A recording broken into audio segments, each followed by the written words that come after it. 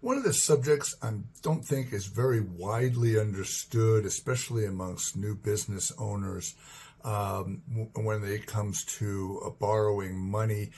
for something, is the concept of tangibility versus intangible, and what I will also call the liquidity of a particular item. And I'd like to explain that here in this video. And so effectively what happens is if you're going to go borrow money from a lender, and in fact that money is going to be used to purchase a tangible product, in other words, something that in itself can be considered collateral for a particular loan, it goes a long way, because lenders do not like to loan money whereby the purchase is not something that is tangible. So if you were going to borrow money so that you could do some research and development or something like that, that's probably not a really good source of being able to get debt financing, because they generally don't like to lend money for those things. They want to be able to at least have the assurances that if you stop making payments, that they can repossess the tangible object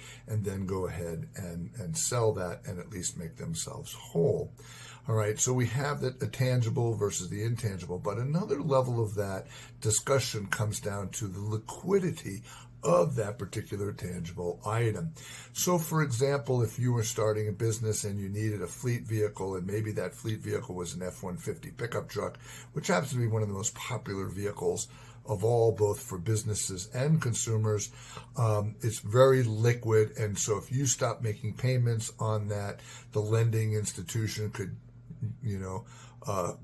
repossess that and then go ahead and sell that in the open market, and it wouldn't hold it very long before it would be able to convert that tangible asset back into cash. Now, if the other hand, you might be buying a laser cutter or a cement mixer or something that is really, it's tangible, of course, but it's not very liquid. In other words, it's not easily converted back into cash. The lender oftentimes has some concerns over that. So when I try to explain to people, if you are going to go out for some type of debt financing, it's generally going to require that whatever you're borrowing is going to be for some tangible asset that itself can be used as collateral, and that tangible asset needs to be relatively liquid and to make the lender feel secure enough to be able to loan you the money, that if you stop making payments, that it in turn could go ahead and convert that back into cash for itself. I hope that helps in the explanation, and be sure to go to SteveBizBlog for lots more information on starting and operating a business.